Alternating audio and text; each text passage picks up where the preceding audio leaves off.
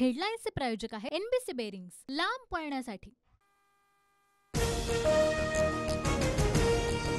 मुंबई उत्तर पश्चिम लोकसभा निकालाला खळबळजनक वळण। मतमोजणीवेळी रवींद्र वायकरांच्या मेहुण्याकडे ईव्हीएमशी कनेक्टेड फोन असल्याचा आरोप, 2 जणांवर गुन्हे दाखल।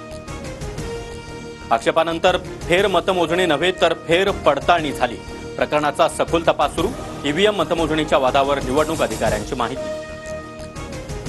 वायकरांच्या मेहुण्याकडच्या मोबाईलमध्ये ईव्हीएम हॅक करणारं ॲप, मतमोजणी वेळचं सीसीटीव्ही का देत नाही?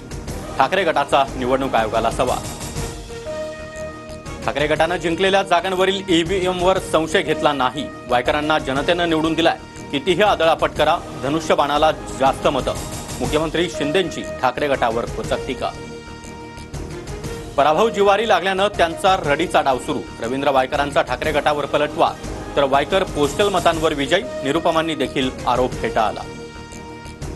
ईव्हीएम हॅक होऊ शकत नाही। ईव्हीएम अनलॉक करण्यासाठी कोणताही ओटीपी लागत नाही।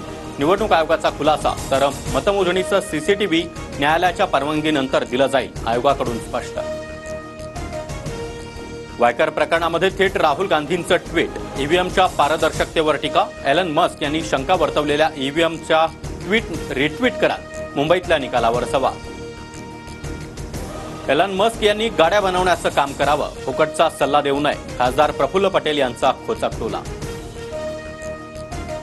लोकसभा अध्यक्षपद भाजपकडे गेलं तर चंद्रबाबू नितीश कुमार यांचा पक्ष देखील फोडतील। राऊतांचा खळबळजनक दावा। चंद्रबाबूंच्या पक्षानं उमेदवार दिल्यास टीडीपीला पाठिंब्याची देखील तयारी। लोकसभेचं उपाध्यक्षपद इंडिया आघाडीला न मिळाल्यास थेट लोकसभा अध्यक्षपदाची निवडणूक लढवणार। सूत्रांची माहिती। नियमाप्रमाणे उपाध्यक्षपद विरोधकांना मिळण्याचा दावा। महायुतीला तडीपार करू म्हणणाऱ्यांनाच कोकणानं तडीपार केलं। ठाण्यातील मेळाव्यामध्ये देवेंद्र फडणवीसांचा उद्धव ठाकरेंवर निशाणा। राष्ट्रवादीला केंद्रामध्ये स्थान मिळाल्यास मलाच मंत्रिपद मिळेल, खासदार प्रफुल्ल पटेल यांचा दावा। तर सुनेत्रा पवार यांचं देखील नाव मंत्रिपदासाठी चर्चेत। 400 पार झालं असतं तर भारत हिंदू राष्ट्र बनलं असतं। टी राजांच्या वक्तव्यानं भाजपची पुन्हा एकदा कोंडी, तर प्रवीण दरेकरांचा टी राजाच्या वक्तव्यावर बोलण्यास नकार। टी राजाची बुद्धी कमी, भारत भारतच राहणार। 400 पारच्या दाव्यावरून अजित पवार गटाच्या अमोल मिटकरींचं टी राजांना उत्तर। पंकजा मुंडेंनी घेतली आत्महत्याग्रस्त कार्यकर्त्याच्या कुटुंबियांची भेट। वायबसे कुटुंबियांच्या भेटीदरम्यान पंकजा मुंडेंना देखील अश्रू अनावर। आत्महत्या थांबवा, अन्यथा राजकारण सोडेल, पंकजा मुंडेंचं कार्यकर्त्यांना आवाहन। अभिनेता सलमान खानला धमकी देणाऱ्या आरोपीला 18 जूनपर्यंत पोलीस कोठडी। सलमानला बिश्नोई गँगच्या नावे युट्यूबवर व्हिडिओ अपलोड करत दिली होती धमकी।